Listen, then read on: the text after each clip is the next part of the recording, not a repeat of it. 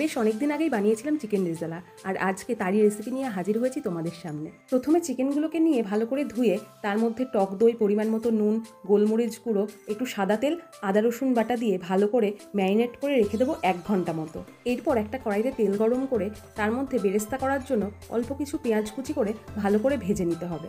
তারপর কড়াইতে সাদা তেল দিয়ে তার মধ্যে কিছুটা পরিমাণ ঘি দিতে হবে। তার মধ্যে দিতে হবে 2টো তেজপাতা ও 2টো শুকনো লঙ্কা, আর কিছু দিতে হবে গোটা গোলমরিচ। আমি তখন দিতে ভুলে গিয়েছিলাম, তো পরে ছড়িয়ে দিয়েছিলাম। প্রথমের দিকে বেটে রাখা পেঁয়াজ এখন দিতে হবে তেলে, এবং কিছুক্ষণ পরে একটু আদা রসুন বাটাও আবার দিয়ে ভালো করে নাড়তে হবে।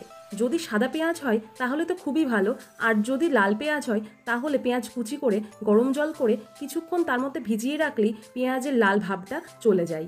মশলাটা ভালো করে ভাজা হয়ে গেলে তার মধ্যে দিয়ে দিতে হবে ম্যারিনেট করা চিকেনটা, আর একটুখানি জল দিয়ে ভালো করে নেড়ে চেড়ে ঢেকে দিতে হবে। তারপর চিকেন সেদ্ধ হয়ে গেলে হালকা হালকা গ্রেভি রেখে দিয়ে দিতে হবে কিছুটা কাজু বাদাম বাটা। এরপর পরিমাণ মতো চিনি দিয়ে আগে থেকে ভেজে রাখা বেরেস্তাগুলো ছড়িয়ে দিয়ে ভালো করে নাড়াচাড়া করতে হবে।